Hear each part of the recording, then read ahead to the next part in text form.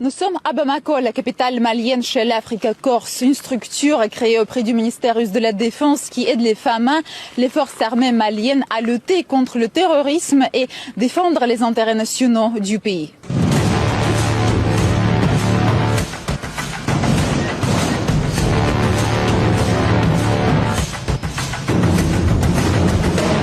Après avoir récemment célébré son 2e anniversaire, l'Africa Corps se présente dans plusieurs pays africains, dont le Mali, le Burkina Faso, le Niger, la Guinée équatoriale et aussi au Proche-Orient en Syrie.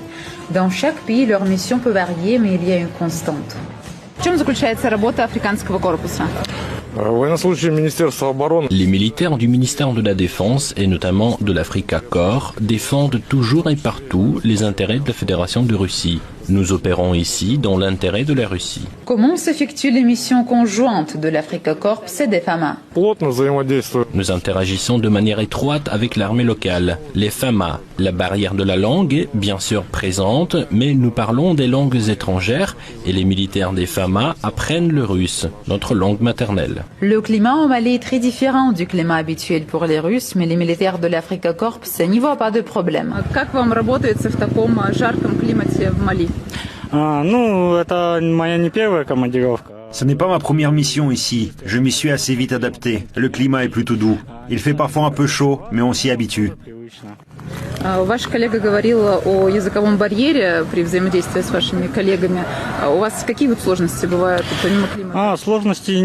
Il n'y a pas beaucoup de difficultés, car les habitants comprennent le français, l'allemand et connaissent très bien le russe. Il n'y a pas de problème particulier en termes de communication. En cas d'imprécision, des interprètes viennent nous aider. Le jour de notre tournage, c'est la chapelle qui a été consacrée sur le territoire de la base militaire.